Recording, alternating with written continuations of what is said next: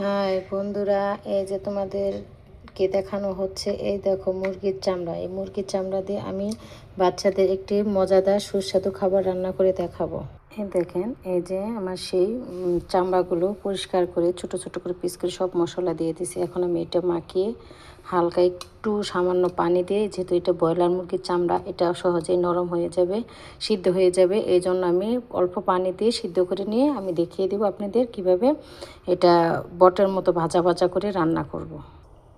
এই যে দেখেন, আমি হালকা একটু পানি দিয়ে সিদ্ধ করতে বসিয়ে দিয়েছি, সব মশলা দিয়ে পরিমাণ মতো সব মশলা দিয়ে বসিয়ে দিয়েছি। এইটা রান্না করার ভিডিওটা এই কারণে করা হলো, দেখেন দেশের যে অবস্থা, আমরা মহিলারা যদি একটু হিসাব বা না করে চলি, যে যার স্বামী যত টাকায় কামাই না কেন তার ওইখানে সেই মতে খরচ করতে হয়।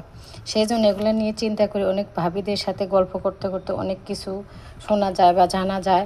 সেইগুলো থেকে আমি চিন্তা ভাবনা করে আপনাদেরকে ছোটোখাটো বিষয়গুলো তুলে ধরে ভিডিও করতেছি, যাতে আমরা মহিলারা ঘরে বসে স্বামীদের পাশাপাশি একটু হেল্প করতে পারি। যেমন এই যে আমার মেয়ে এসে কয়েকদিন ধরে বট ভাজা, ওই যে রাস্তায় বট বা ভুড়ি বলেন, যে ভ্যানে বা ইয়েতে বিক্রি করে, যে ফাস্টফুডের দোকানগুলোতে, সেগুলো দেখে আমার মেয়ে কান্না করে। সেই জন্য আমি বাইরের জিনিস নিজেও খাই না, সহজে আমার মেয়েকে কিনে দিই না, মানে যেটা না হলে চলে না সেটা দেওয়ার চেষ্টা করি। সেই জন্য আমি, ও আবার চামড়াগুলো পছন্দ করে খায়, আমি আমার হাজব্যান্ড এগুলো খুব একটা খাই না, আমি তো খাই না কখনো। তা আমার মেয়ে যেহেতু এগুলো পছন্দ করে, শাড়ি গোজ বা শক্ত জাতীয় জিনিস খুব কম খায়, মানে পছন্দ করে। এখন ও কদিন ধরে বলতেছে আম্মু আমি ওগুলো খাবো। এখন আমি চিন্তা করলাম, এখন রাস্তায় বেরোলে তেলের জন্য যে জাম, বা যে রাস্তাঘাটে এখন বের হওয়া কষ্ট, আমার হাজব্যান্ডকে বললে ও আনতে আনতে হয়তো রাত হবে। সেই জন্য আমি এগুলো নিয়ে চিন্তা করে দেখলাম, আমার বাসায় যেহেতু মুরগি আনা হয়, ওই চামড়াগুলো আমি আলাদাভাবে রেখে দিই, ওকে ওর পছন্দ মতো রান্না করে দেওয়ার চেষ্টা করি। সেই জন্য ভাবলাম এটা আজকে ওইভাবে আমি করব। সেই জন্য এই দেখেন, যে আমার এইটা ঝোলটা আমি পুরো শুকিয়ে নিব, এই যে অলরেডি বলক এসে গেছে। এটা তারপর কিভাবে করব আমি দেখিয়ে দিব। ঠিক আছে, আমার ভিডিওগুলো আপনারা একটু হলেও মন দিয়ে শোনার চেষ্টা করবেন, বোঝার চেষ্টা করবেন। আমি ইনশাল্লাহ, আমার মনে হয় আমার কথাগুলো শুনে যদি আপনারা সংসারের চিন্তা ভাবনা করে থাকেন, তাহলে কিছু না কিছু সঞ্চয় করতে পারবেন, এবং দেশের জন্য বা নিজেদের জন্য। কারণ আল্লাহ বলেছে হালাল হারাম বেঁচে খাবেন এবং সৎভাবে চলার চেষ্টা করবেন, দেখবেন আল্লাহ বরকত দেবে ইনশাল্লাহ।